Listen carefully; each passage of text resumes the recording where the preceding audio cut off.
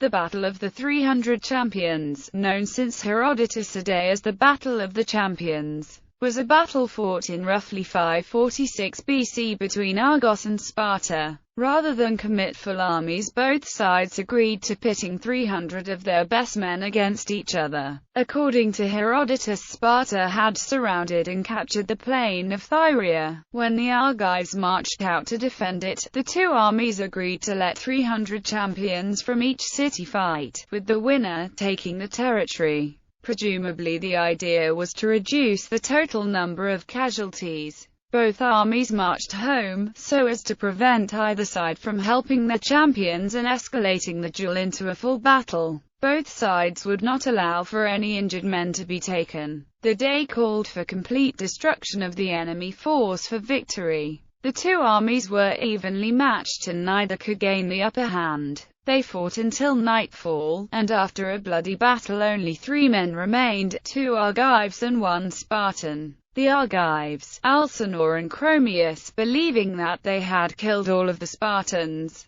left the battlefield racing home to Argos to announce their victory. However, they had made one mistake. Orthriades, an injured Spartan, had survived. As he was technically the last man standing on the battlefield from either army, he too claimed victory. He survived long enough to tell his baggage handlers of this, and then he committed suicide. By tradition, Orthriades was ashamed to be the only man in his unit to live, and so he killed himself on the field of battle rather than return to Sparta. The reason for the suicide is up for debate, but the act is of great importance. Orthriades did not die by an Argive sword, and the Spartans could always claim that he survived the battle and killed himself in shame, thus gaining an upper hand due to this act of honor. Both sides were able to claim victory. The Argives because more of their champions had survived, and the Spartans because their single champion held the field. Argos did not take too kindly to the Spartans claiming victory and sent their entire hoplite army, which was met by a Spartan force of equal magnitude.